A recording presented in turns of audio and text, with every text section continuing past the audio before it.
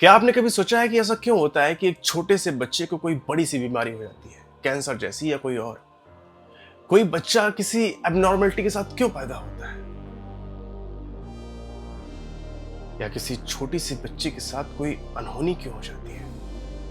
अगर ये सारे सवाल लेकर आप प्रेमानंद जी के पास जाएंगे तो उनका जवाब कुछ ऐसा रहेगा। अब ये शरीर तो नया है इसका, लेकिन अंदर जो जीव है वो बहुत पुराना है। उससे कौन कौन से कर्म हुए हैं, उसका परिणाम इस नवीन शरीर को भोगना पड़ रहा है। अगर इसका कर्म आपको टीवी में जैसे दिखाया जाता है ना, वो अगर सामर्थ्य हो दिखा दे कि इस कर्म के परिणाम, तो आप कहोगे अवश्य अवश्य ऐसा ही होना चाहिए। क्या आपको सच में लगता है कि ऐसा होना चाहिए? हाँ मत कहना प्लीज।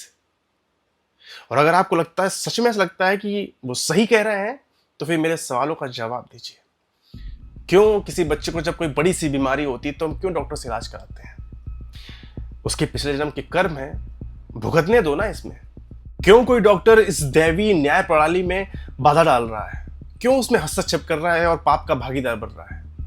हमारे आसपास जब कोई हत्या होती है तो क्यों हम उस हत्यारे को पकड़ने के पीछे भाग रहे होते हैं? उस हत्यारे ने तो ठीक ही किया ना, क्योंकि जिसको मारा है उसके पिछले जन्म के कर्म रहे थे, इसलिए उसको भुगतना पड़ रहा है।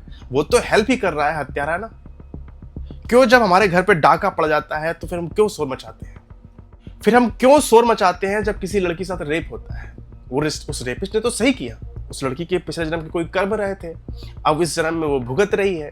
इस डिवाइन जस्टिस में वो रेपिस्ट हेल्प ही तो कर रहा है, क्या गलत कर रहा है? बैठा कुछ। ये दुनिया ऐसे नहीं चलती है, ये दुनिया यथार्थ पे चलती है। और बड़ा मुझे ताज्जुब होता है कि कोई इंसान अपनी इतनी गंभीर परिस्थिति किसी को बता रहा है,